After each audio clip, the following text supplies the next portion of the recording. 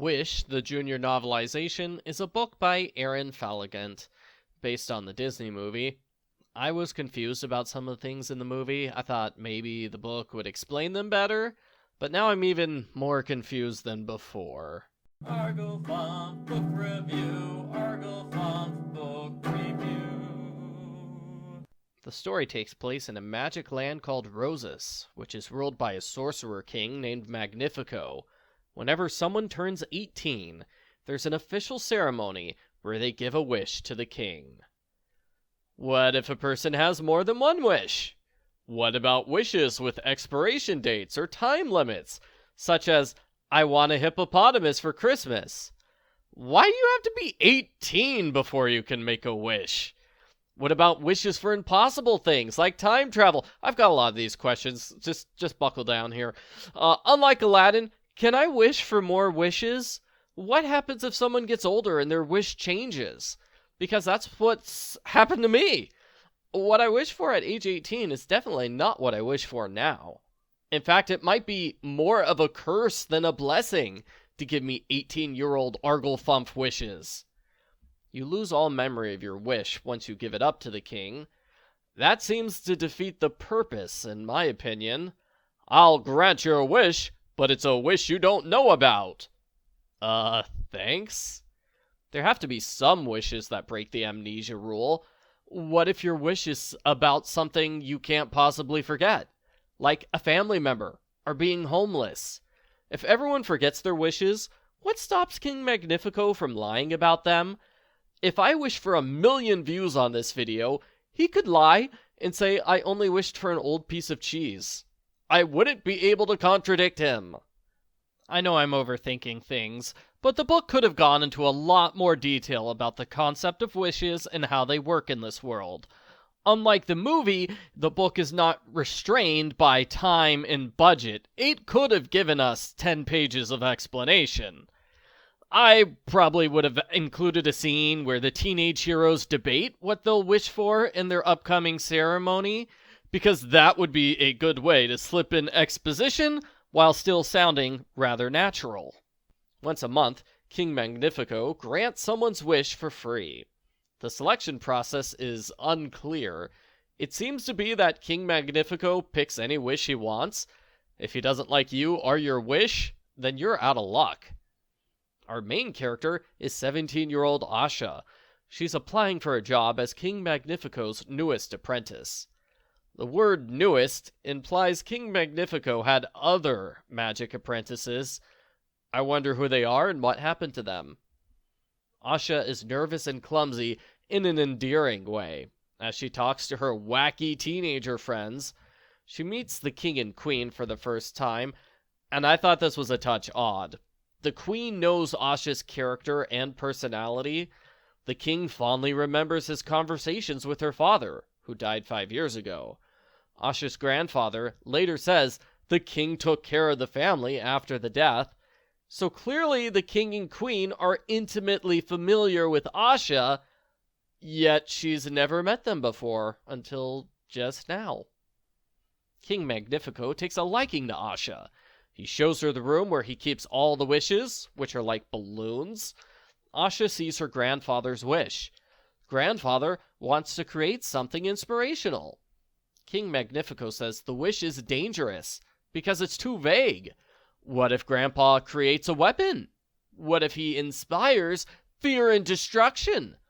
Those would all fulfill the terms of the wish. King Magnifico has a point. Then again, maybe not. The picture on the wish is Grandpa playing the lute in front of a crowd. That's not dangerous. Letting Grandpa perform for other people is a perfectly nice, harmless wish. Magnifico doesn't even need to use magic to grant it. King Magnifico quickly jumps into villain mode. He is mean and dismissive as he refuses to grant Grandpa's wish, no matter what. In fact, he declares he won't grant most of the wishes. What a jerk. Asha asks why he doesn't give people's wishes back if he's never going to grant them. All he's doing is giving them false hope. I'm betting King Magnifico doesn't tell people whose wishes won't be granted, because then they'd move away from Rosas and the government wouldn't collect tax revenue from them. Asha's heart aches to think of all the people who lost their wishes for nothing. She sits in a special tree, sings an Oscar bait song, and wishes that her family can have more. Her wish is granted when a magic wishing star comes crashing to Earth. The star makes animals talk. The animals explain everything is made of stardust. That causes plants to grow and connects the entire world. Star, Asha, and her talking goat break into King Magnifico's wish room and take back Grandpa's wish.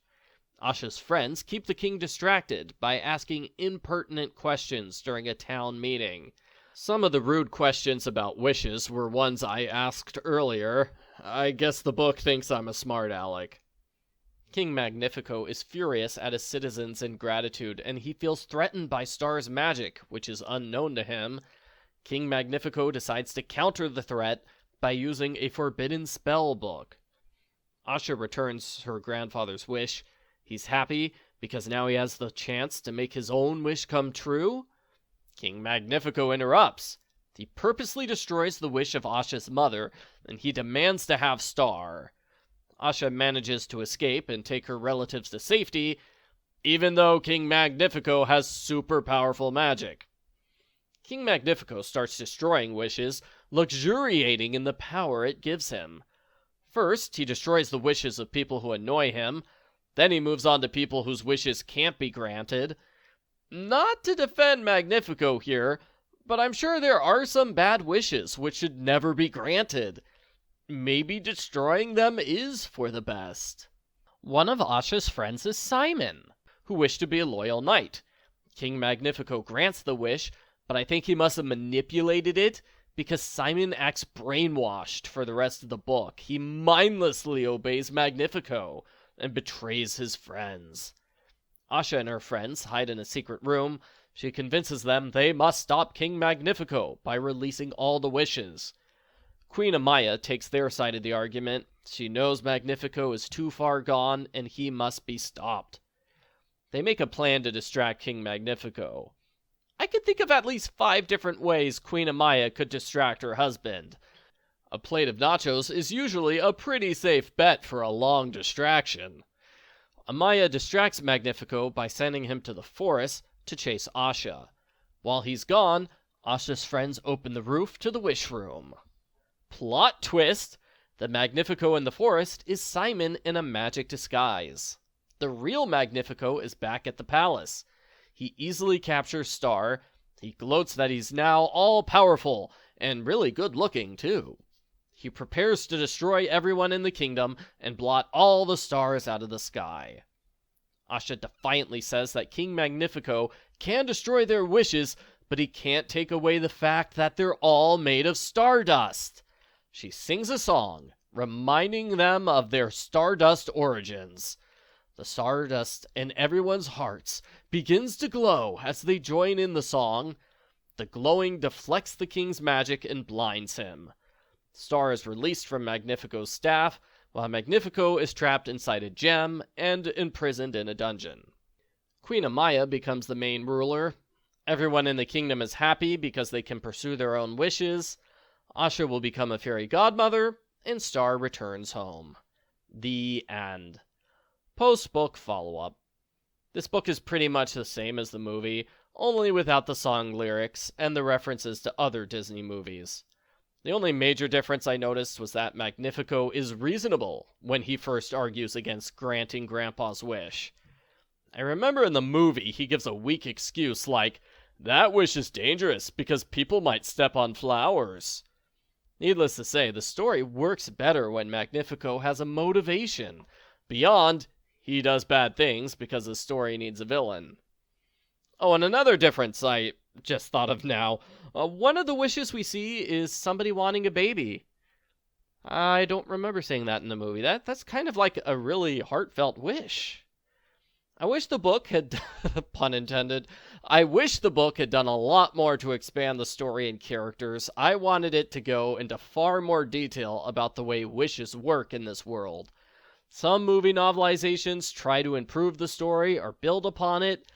Not this one. It wants to tell the same story as the movie with as few changes as possible. As a result, it keeps all of the movie's story flaws. Someone who's a fan of the movie the way it is will probably like this book. I get the sense that it's not a very popular movie. Since the book is so similar to the movie, I would recommend seeing the movie over reading the book. I give Wish, the junior novelization, a sideways thumbs up.